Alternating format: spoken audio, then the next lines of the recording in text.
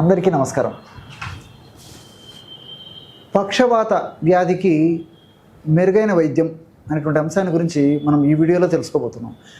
పక్షవాతం, దీన్నే పక్షాఘాతం అనేటువంటి పేరుతో కూడా పిలుస్తుంటారు. పక్షం అంటే శరీరంలో సగభాగం అని చెప్పేసి స్థూలంగా అర్థం చెప్పుకోవచ్చు. ఆఘాతం అంటే దెబ్బతినడం, శరీరంలో సగభాగం దెబ్బతినేటువంటి పరిస్థితి ఏర్పడి చైతన్య స్థితిని కోల్పోయి చైతన్య రహితమైపోయి పని చేయకుండా పోయేటువంటి పరిస్థితి ఏదైతే ఉందో దాన్ని స్థూలంగా పక్షాఘాతం, పక్షవాతం అనేటువంటి పేరుతో పిలుస్తుంటారు అన్నమాట. దీన్నే కొంతమంది కొన్ని ప్రాంతాల్లో లక్వా అనేటువంటి పేరుతో కూడా పిలుస్తుంటారు అనమాట. అట్లే ఆయుర్వేద వైద్య విధానంలో కూడా మన మహర్షులు పక్షవాతం అనేటువంటి పేరుతోనే పిలవడం జరిగింది. ముఖ్యంగా మెదడులో వాతదోషం బాగా ప్రకోపించినప్పుడు ఆ వాతదోషం వికృతి వల్ల ఈ యొక్క సమస్యలు కలిగేటువంటి పరిస్థితి ఏర్పడుతూ ఉంటుందన్నమాట.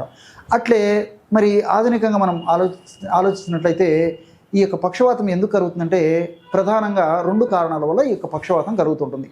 అంటే మెదడులో రక్తనాళాలు చిట్టడం, రక్తనాళాలు ఎప్పుడైతే చిట్లిపోతాయో అప్పుడు ఆ రక్తనాళాలు చిట్టిపోవడం వల్ల దాని యొక్క ప్రభావం చేత అవయవ వైకల్యం కలిగేటువంటి అవయవ శైథిల్యం కలిగేసి చైతన్య రహితమైపోయి అవయవాలు పనిచేయకుండా ఉండేటువంటి పరిస్థితి ఏర్పడుతూ ఉంటుందన్నమాట.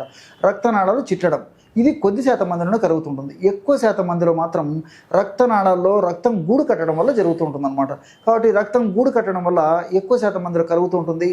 మరి లక్షణాలు మాత్రం ఇంచుమించు ఇద్దరికి ఒకే రకంగా ఉంటాయి. కాబట్టి ఈ యొక్క సమస్య ఎక్కువ శాతం మందిలో మొట్టమొదటగా కొన్ని లక్షణాలతో వ్యక్తమవుతూ ఉంటుంది. అంటే తల తిరిగినట్లు ఉండడము, తగ్గిపోవడము, తల బరువుగా ఉండడము, తగ్గిపోవడము. ఈ యొక్క సమస్య రోజులో ఒక్కసారి 2 సార్లు కనిపించి తగ్గిపోవడము, లేకపోతే వారంలో 1 సారి 2 సార్లు కనిపించేసి తగ్గిపోవడము. సమస్య మొదటిసారి 2 సార్లు వచ్చినప్పుడు కొద్దిగా వచ్చినప్పటికీ మరల వచ్చినప్పుడు ఈ యొక్క లక్షణాలు ఎక్కువగా ఉంటుండడము, తల భ్రమకు లోనైతుండడము, అదేవిధంగా తలలో ఏదో బరువు పెట్టినట్టుగా అనిపిస్తూ ఉండడము, ఇలాంటి అనేక రకాలైనటువంటి యొక్క లక్షణాలు కూడా కలిగేటువంటి పరిస్థితి ఏర్పడుతూ ఉంటుందన్నమాట. కాబట్టి మరి ఈ యొక్క పక్షవాతం వచ్చినప్పుడు సడన్గా వచ్చేటువంటి పరిస్థితి ఉంటుంటుంది చాలామంది. కాబట్టి సడన్గా వాళ్ళ జీవితం కూడా అగమ్య గోచరమయ్యేటువంటి పరిస్థితి ఏర్పడి మరి వాళ్ళు చాలా నిరాశజనకంగా మారిపోయి మానసికంగా కూడా చాలా క్షోభకు అలాంటి వ్యక్తులు గురయ్యేటువంటి పరిస్థితి ఏర్పడుతూ ఉంటుంది. మరి ఈ యొక్క పక్షవాతం సమస్య తగ్గేందుకు మనం చెప్పుకోబోయేటువంటి ఔషధం చాలా చక్కగా పనిచేస్తుంది. ఆ ఔషధం ఎలా తయారు చేయాలంటే రాస్నా అనేటువంటి ఔషధం మనకు మార్కెట్లో దొరుకుతుంది. దీన్నే దుంప రాష్ట్రము అనేటువంటి పేరుతోనే పిలుస్తారు. ఆ యొక్క రాస్నా అనేటువంటి ఔషధము చిన్నగా ఉండి పుల్లలాగా ఉండేటువంటి పరిస్థితి ఏర్పడితే ఆ యొక్క సన్న రాష్ట్రం అనేటువంటి పేరుతో పిలుస్తుంటారు అనమాట. దుంప రాష్ట్రం అంటే లావుగా ఉంటుంది, సన్న రాష్ట్రం అంటే చిన్నగా ఉంటుంది. చాలా సువాసన భరితమైనటువంటి ద్రవ్యం. ఇది మనకు ఆయుర్వేద ఔషధ విక్రయశాలలో పచారి కొట్టులో దొరుకుతుంది. దీని యొక్క పౌడర్ కూడా మనకు మార్కెట్లో దొరుకుతుంది.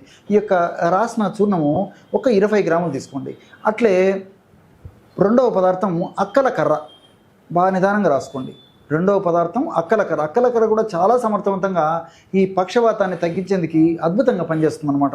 అక్కలకర్ర ఒక్క చిటికెడు నోట్లో వేసుకుంటే కొద్దిసేపటికంతా అతి త్వరలోనే నోరంతా తిమ్మిరెక్కుతుంది, నాలుకంతా తిమ్మిరెక్కేటువంటి అద్భుతమైనటువంటి ఔషధ గుణాలు, రసాయన తత్వాలు అక్కలకర్రలో ఉన్నాయన్నమాట. బ్రహ్మాండమైనటువంటి రక్త సప్లై కూడా కలగజేసి ఆ మెదడులో ఉన్నటువంటి ఆటంకాలను తొలగించేందుకు, మెదడులో ఉన్నటువంటి కణజాలాన్ని శుద్ధి చేసేదానికి చక్కగా ఉపయోగపడేటువంటి దివ్యమైనటువంటి ఔషధం కూడా ఈ యొక్క అక్కలకర్ర అనమాట. అదేవిధంగా రాసిన కూడా ఈ యొక్క వాతదోషాన్ని తగ్గించడమే కాకుండా మెదడును ఆరోగ్యవంతంగా చేసి మెదడులో రక్తనాళాలను సమర్థవంతంగా చేసేటువంటి అద్భుతమైనటువంటి ఔషధ గుణాలు ఈ యొక్క రాసనాలలో ఉన్నాయి. అదేవిధంగా రెండవ పదార్థంగా చెప్పినటువంటి, రెండవ ద్రవ్యంగా చెప్పినటువంటి అక్కలకర్రలు కూడా ఉన్నాయన్నమాట. అట్లే మూడవ పదార్థంగా పసుపు, అక్కలకర్ర చూర్ణం కూడా ఒక 20 గ్రాములు తీసుకోండి.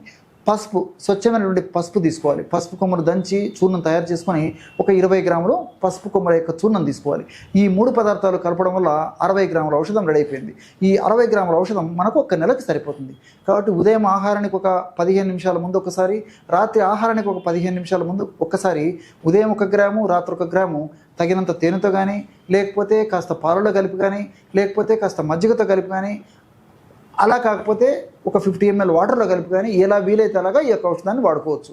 నెల అయిపోయిన తర్వాత మరలా తాజాగా తయారు చేసుకొని ఆ యొక్క ఔషధాన్ని వాడుకోవాల్సి ఉంటుందన్నమాట.